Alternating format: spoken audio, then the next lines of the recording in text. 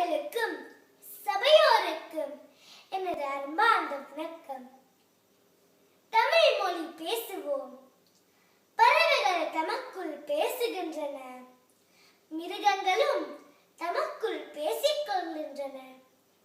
ஒன்றின் மொழியை மற்றது பேசுவதில்லை. காரணம், அவை ஐந்தறிவு படைத்தவை. மனிதர்கள் ஆறறிவு படைத்தவர்கள்.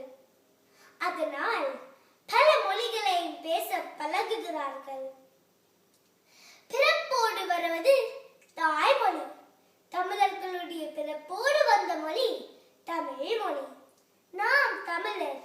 தமிழர்களாகிய நாம் நமது தாய்மொழி ஆகிய தமிழை பேசாது விட்டால் வேறு யார் தமிழ் மொழி பேசுவார்கள்?